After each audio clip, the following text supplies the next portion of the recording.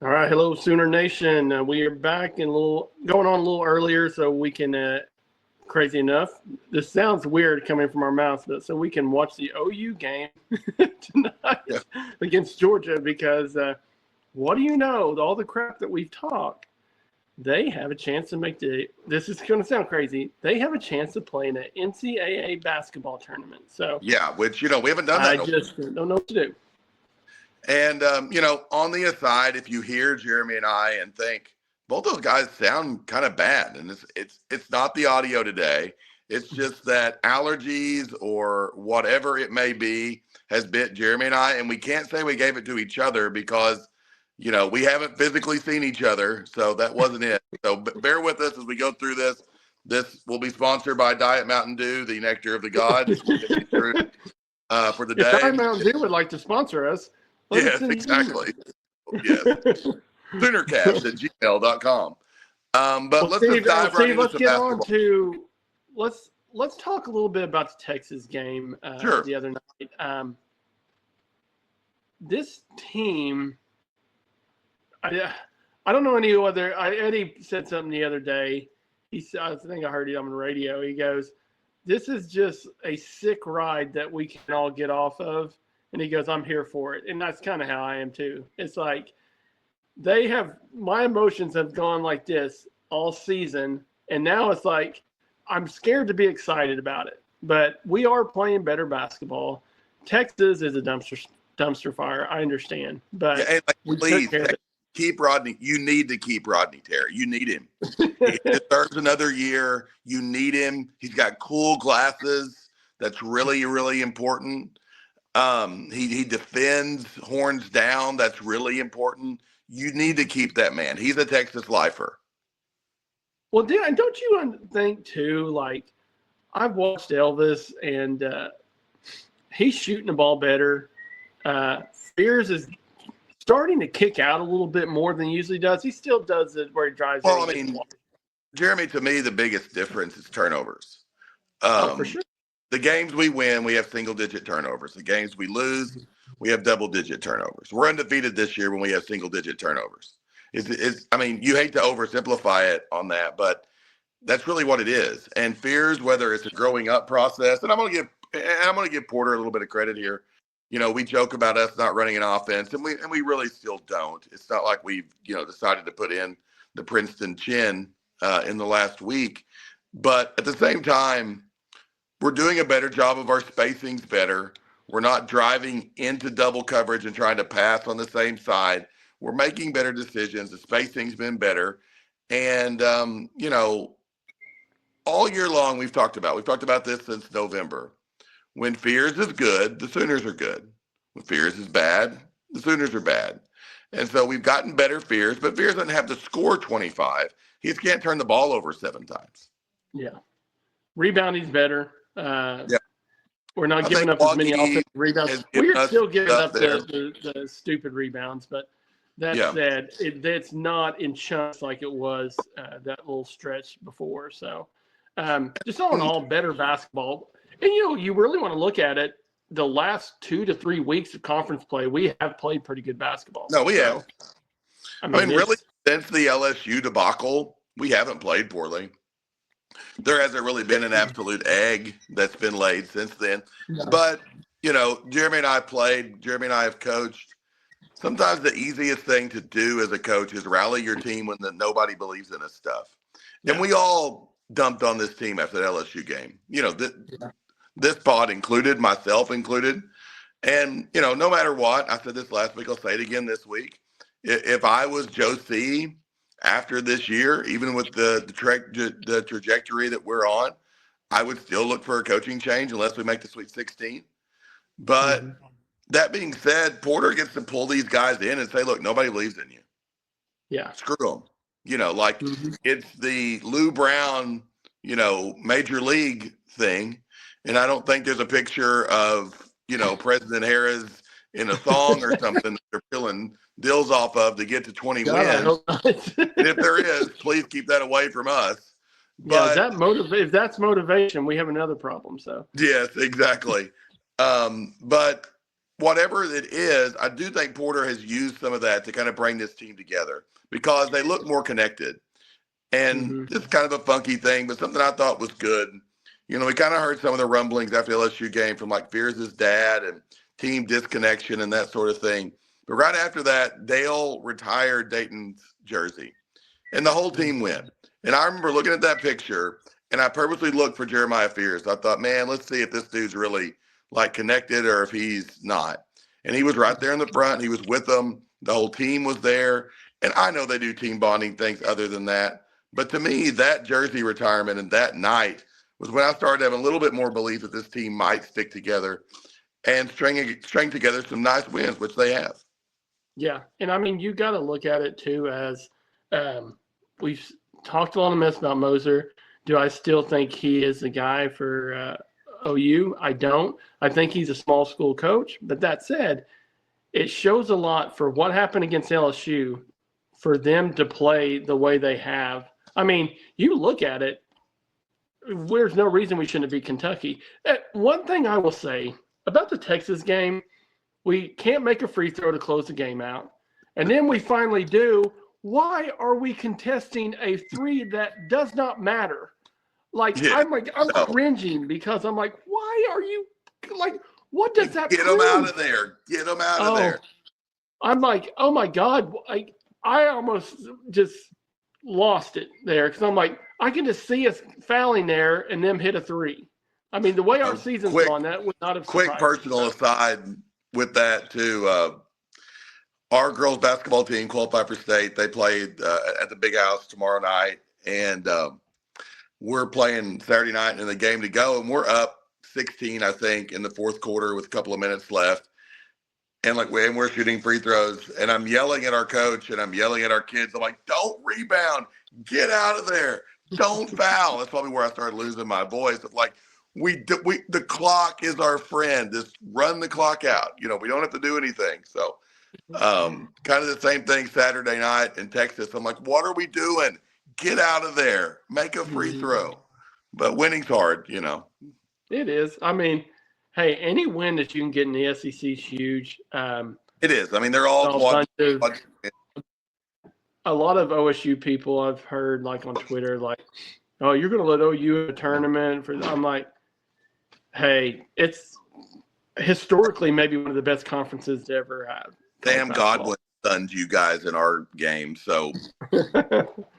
Hey, you know what? Luke Northweather has looked good. I think he has came in there and played pretty good basketball. Yeah. Don't you think? I mean, it's just you need him to sell. Just like we said with Godwin, Northweather is not.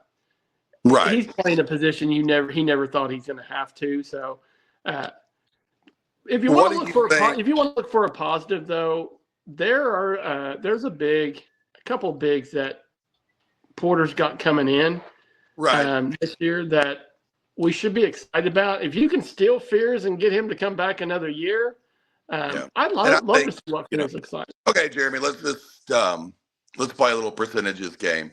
1%. Let's say that OU. Let's say we get in the tournament and we lose in the first 4 games. We lose and we're one of the teams that make the tournament, but we lose in the first 4 games, which I think is probably our most likely outcome. Or say we even win the first 4 games and lose in the first real round of the tournament.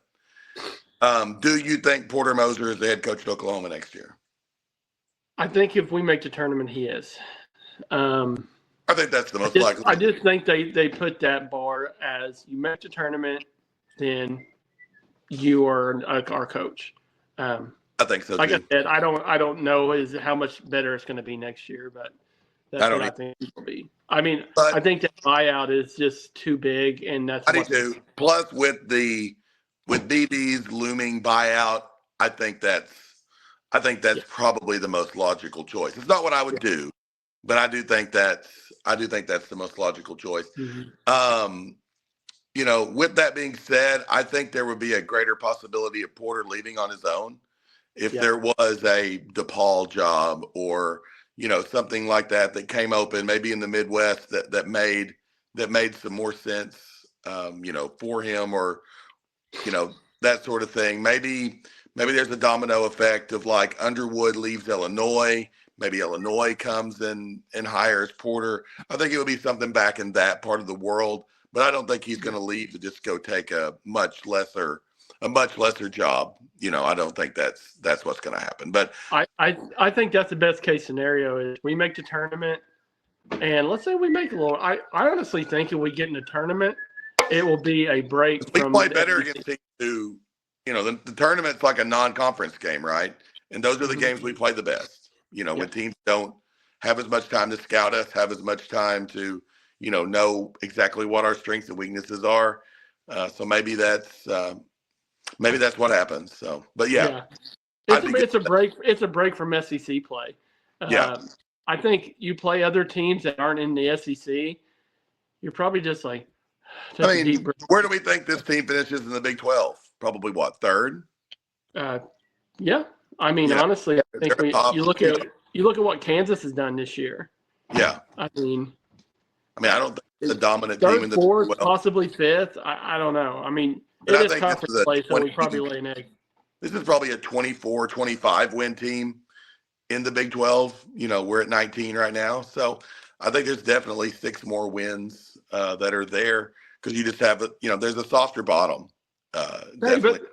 But Steve, what's funny is look at it this way: Texas at home, Texas A&M at home, LSU, Kentucky at home. Those are 4 games that are winnable games that we should have won.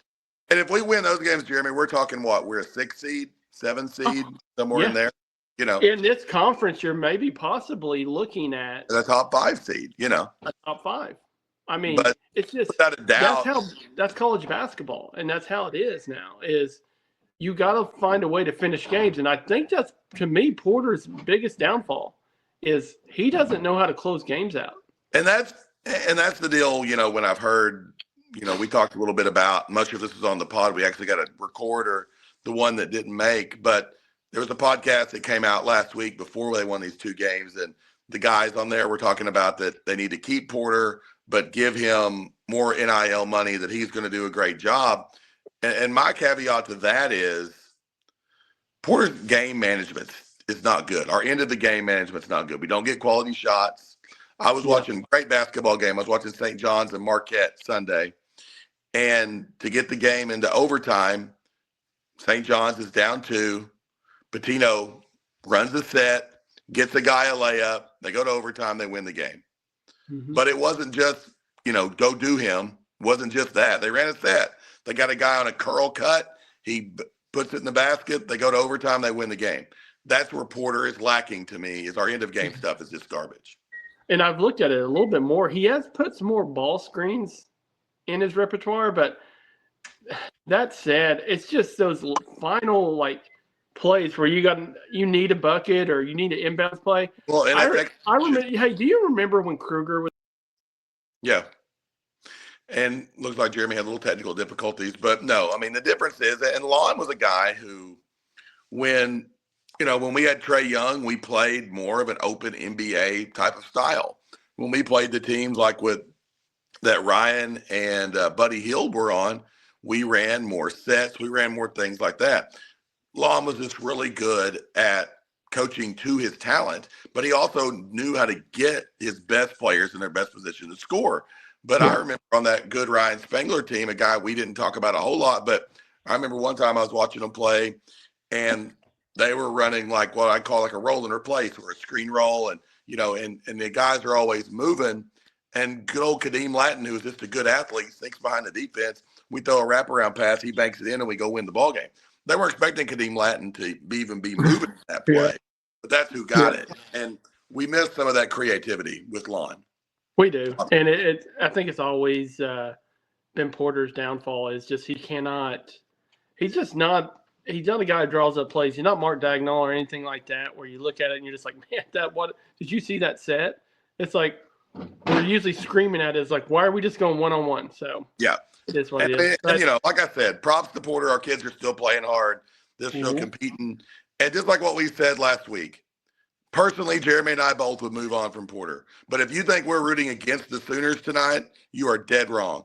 And I hope Porter wins the national championship and is at OU for forever. But you're listening to this pod because for some reason you care about our opinion. And our opinion is that me personally, I would move on. Yeah. No, and I agree. And the thing is like that says a lot about a coach whenever your players don't give up on you, especially after some of the just abysmal losses we've had. So big props to him on that. So speaking of coaches that we're behind and that we hope do well, let's talk a little football, Jeremy. I'm sure you've all listened to, if you listen to us, you listen to Gabe and Teddy. And Teddy had one of the most sunshine pumping practice reports, I think, of all time the other day. And, Giovanni Gibson may be, eating lightning and crapping thunder. So that's a really cool thing. But positive vibes coming out of the football so far. Anything you want to touch on specifically, Jeremy, as we kind of go over some spring football stuff? Mateer is getting big props. I'm trying not to jump on that bandwagon too quick, but that said, he's doing all the right things. One thing I like to hear is that he is a natural-born leader. So I think as quarterback, they keep comparing him to Baker. I think they compare him more to Baker about the way he just leads. Mm-hmm. And, I think part of the issue, too, is something that was a kind of a shock to me. The first time I saw Jackson Arnold, I thought Jackson would be a little bigger than what he was. Jackson isn't a huge guy. And something I've read that I can't remember who put this out. It could have been George. It could have been somebody else. It could have been Parker. I'm not sure exactly who it was, but they were just talking about some differences between Arnold and Mateer. And they said one thing, Mateer is just a much bigger guy. And I think that's important too. That's something I think that gets overlooked is just being a bigger dude will help just in the grind of that too. Yeah, I agree. And it's just a lot of good signs. You just want to, we're to the point now where it's like, we just want to see if it's true because we've heard all the good stuff. But all signs, but you want it right now, this time of year, you want all signs pointing up, and they are pointing up. So I don't think there's a whole lot that you can really break down right now just because. No, and I mean, main thing is no new injuries, right? Mm-hmm. We did see some, some things that are out there like, is it a little concerning to me that Burks, we got out of the boot, was like still in a boot? Is there concern with Jaden Gibson and, that sort of thing? Yeah, there is. But we're not going to know that stuff until fall camp comes around. So we want to continue. A cool thing, too, I'll add before we could jump into stickball, but Elijah Thomas, somebody goes, I thought this was one of our returning starters, just the way his body type looked and the way he ran routes. So I think all signs are pointing that he is going to contribute. And also keep an eye on Jared Kanek, sorry. And because it sounds like they're really pushing him towards tight end and makes you wonder if that was the move all along. That's why we didn't go after some tight ends. Joe John knew all along. That's why. That sneaky devil. Yes, we knew it. We knew it, Joe John. You got it, Joe John. You rascal, you. Let him play linebacker for a few years, but all will come to fruition. The only other football thing I wanted to hit on, because I've had some people ask me about this, and I mean, Bo Bentley, Jaden O'Neal, who's going to be our quarterback out of that class? Jaden O'Neal, we talked about this last week, has moved to Mustang. He also took a visit to Georgia. I saw recently, it kind of looks like a deal to me, like maybe it's BV wants Jaden O'Neal. Arbuckle may prefer Bo Bentley. Why not both is what I have kind of always stuck on, because what happens is those guys are going to get in your system. Whoever it is probably going to set for a year anyway. And if they both like Arbuckle, they both like OU, they sit in there, we see which ones develop farther, and then whichever one's behind after that first year is probably going to go somewhere anyway. So I'm team why not both personally, but any Bo Bentley or Jaden O'Neal thoughts, Jeremy? Because I had somebody. I always say keep an eye on who goes after these quarterbacks. Jaden O'Neal took a trip to Georgia. If Georgia wants you, then I'd say you're a pretty good football player. Right. And Bo Bentley has also got an offer from Georgia. So it's almost like Georgia's saying, okay, whoever you don't want, we'll take. Yeah. Because they know that OU's in on both of those quarterbacks. So I'm kind of with you. I don't think it's going to – I lean towards this day and age that these kids are not going to both come here. But, I mean, they might both like OU and say, hey, let's battle it out. And whoever wins then stays. Whoever doesn't gets transfer. That's the day of the transfer portal. So, yep. And I mean, the answer to all of our questions is money, I'm sure, too. Oh, for sure. I mean, that said, do you guys remember where Quinn Ewers started his career at, guys? Yeah. Quinn Ewers didn't start his career at Texas.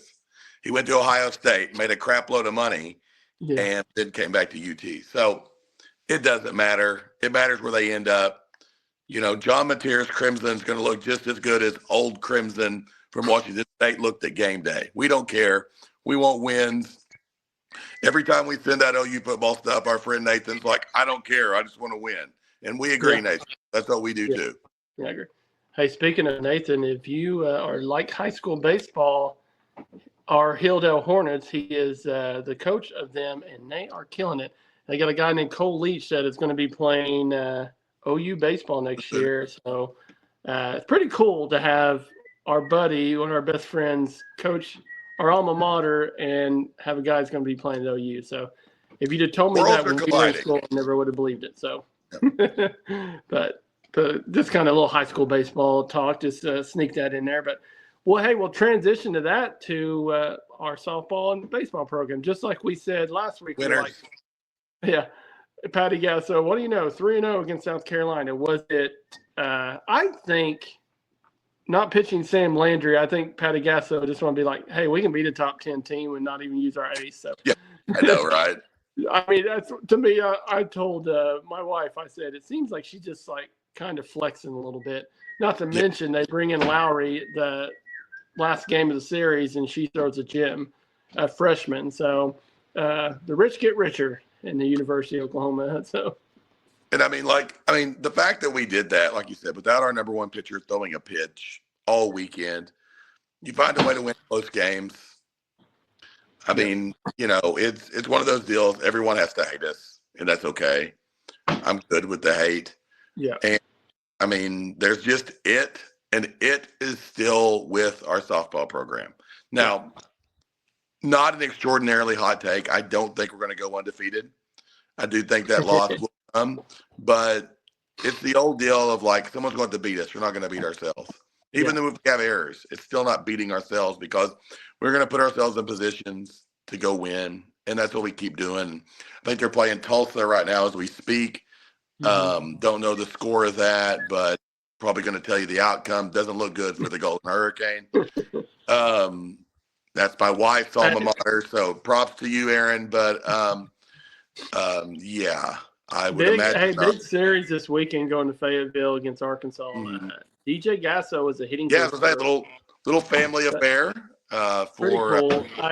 Sooners. But one thing I'll say about the South Carolina team, if that was Texas and if they were wearing Texas uniforms instead of South Carolina uniforms, the amount of respect that we would get for sweeping that team would be great. But I can tell you, South Carolina is going to win a lot of softball games this year. Their offense is they did not look good. fluky to me. It didn't look like I mean, no offense, the OU basketball team that went undefeated in the non-conference schedule and then got in the conference, and it was kind of like, whoa, this is, you know, we were playing single A and now we're in triple A. No, it was a fairish fight, you know. Is that a team I would guarantee you is going to be in Oklahoma City this spring? No. But is that a team that would have a chance in a super regional? Yeah, you bet. Yeah. I mean, I would think that. And I think that's kind of what I mean. If you tell me they're in Oklahoma City, I'd be like, yeah, I can see that because their offense wowed me. They put pressure on you. They go gap to gap. And good athletes. You Oh, know, great athlete. And so people are talking about how our pitching wasn't that good. I'm like, sometimes you just have really good offenses. well, and guys, And we I didn't said throw before our the one. season, yeah, and I said before the season started, I go, we don't have that dominant arm No. this year. So, I mean, Sam Landry's really good. She's not Kelly Maxwell. She's not And she's Jordy not, Ball. what's the girl from Stanford who went to Texas Tech? I mean, Yeah. like that's not where we spent our NIL money. Okay. Mm-hmm. And if we did, we might not have the rest of the team that we have. I mean, I don't question anything about softball, folks. I mean, No. in Patty we trust. The So NIL money is there in softball. I just with Canada, you're paying top dollar. There's not a whole lot and of people like, I going to mean, be what paying do you do the 1.9. rest of your roster doing that too? You know Yeah, what I'm like? I was 100% good with passing on Kennedy. Not once again, not that anyone was like, "Hey, yeah, wonder what Goss thinks." But once again, I think you can all the great things that Patty does, X's and O's, whatever you want to call it, on the diamond. She's awesome at that. But her culture building and her team building is truly elite. I mean, this is a woman who speaks to Fortune 500 companies in the off season just about culture and team building. yeah, I mean, she is awesome at that. So never going to question yeah. anything. And if you think that they didn't put a NIL package together for Canada, you're crazy. Right, But Canada had to make a decision: do I want more money or do I want to win national championship? And right, she picked what I would tell my daughter to do, and that is right. take more money. So that's just the way it is. But and then baseball is just solid, just like they've been all season. Dallas, as long as you don't go play Dallas Baptist. Hey, what do you know? OSU talk crap about us losing to Dallas Baptist, and then they go and get beat by Dallas Baptist. You know what? Maybe Dallas Baptist is a good baseball team. Who knows? I mean, the Dallas Baptist is ranked what, 18, 19, something like that. Yeah, it's so funny because they're always ranked. They have a great program, and people are like, "Oh, you got beat by Dallas Baptist." Like, yeah, they're a top 25 team routinely in college baseball. So Right. I mean, yeah. it's hilarious. OSU people are just digging. They're just always just looking for little apples And to like, grab. here's the deal. OSU baseball fan, great stadium. O'Brait's really cool. If you've never been, it's one of the best college baseball stadiums, atmospheres that you can go to. It's a cool place. But when you actually go farther than us in the postseason when it matters, then we'll listen. Yeah, Because right now you haven't. And like, yes, O'Brate greater than Eldale. But guess what? OU baseball better than OSU baseball right now. This is the truth. 2 years ago in the national championship. Yeah. so I mean, when's the last time OSU made it?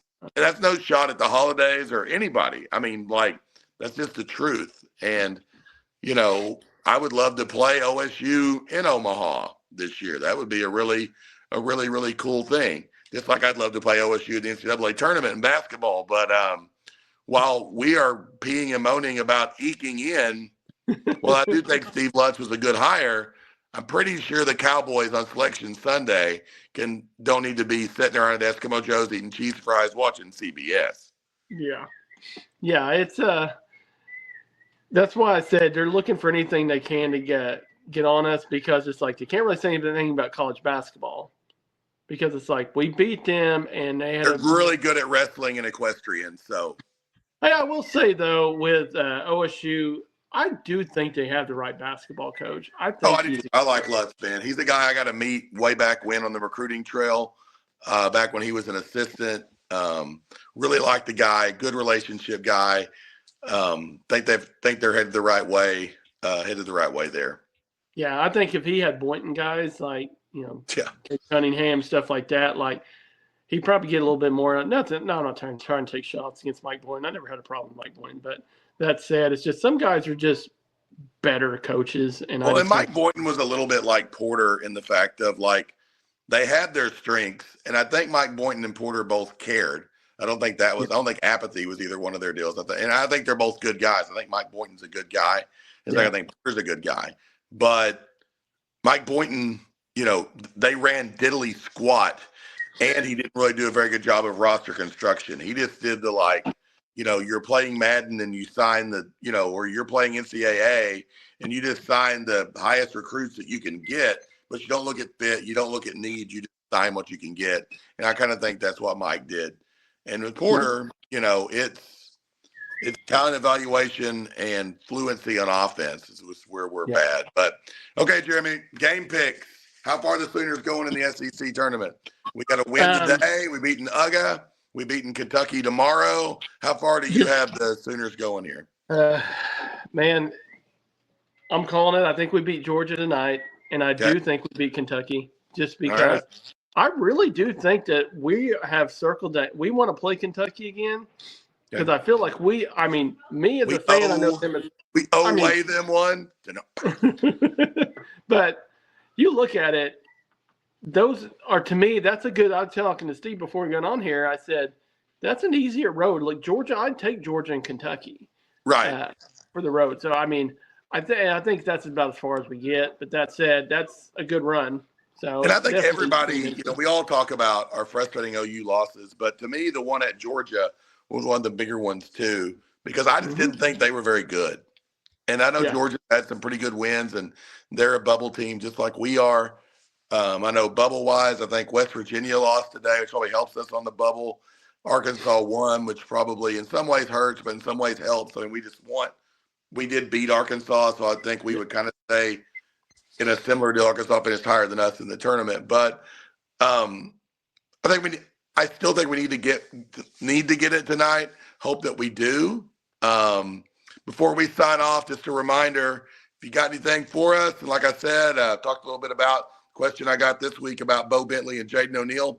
We'll gladly look into any stuff for you as we finish out basketball season or any football things that want to go. Or Jeremy's going to know more softball than me, but I'll gladly look up whatever we know there. But Soonercast@gmail.com, or you can always comment on our YouTube. I saw we gained a subscriber this week, Jeremy.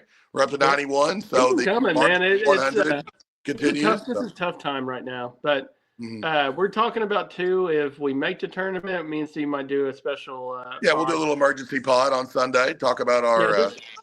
Hey guys, I really feel like if we make the tournament, you're going to see a loose team, a team that is just ready to get the monkey off their back. So, really excited, but yeah. So, if you're not subscribed to us on YouTube, do now. Subscribe to our YouTube channel. Also, too, if you're not following us, follow us on Apple and Spotify as well.